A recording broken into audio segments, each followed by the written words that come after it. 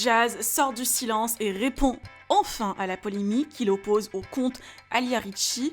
La maman de Chelsea et Kayden prend une décision radicale et balance des échanges.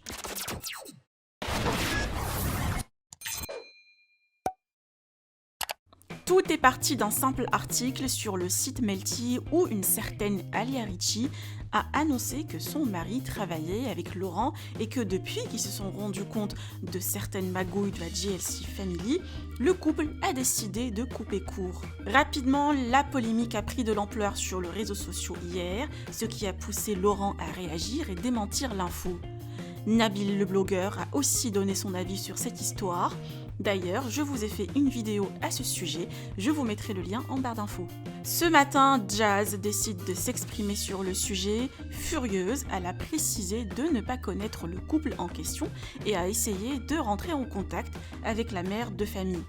Comme vous pouvez le voir, Jazz envisage d'engager des poursuites judiciaires et a désormais contacté son avocat pour adresser une mise en demeure. La maman de Chelsea et Kayden, hors d'elle, a poussé un sacré coup de gueule.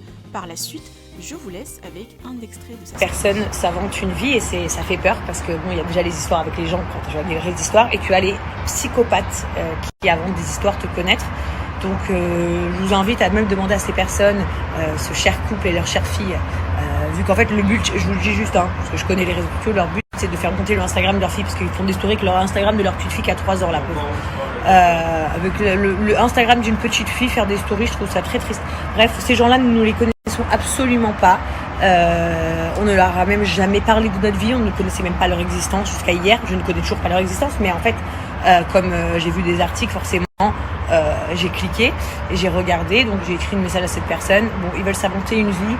Vous connaissez tous l'ancien associé de Laurent.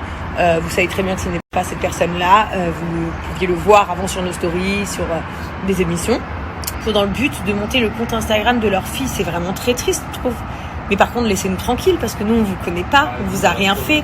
Vous parlez de nous dans la story de votre petite fille de 3 ans, mais je comprends pas. C'est pour ça que moi, j'ai envoyé un message à la maman sur son compte personnel, pas sur le compte de sa fille, parce que je suis pas une détraquée un peu, parce que je pense que c'est ce qu'ils sont.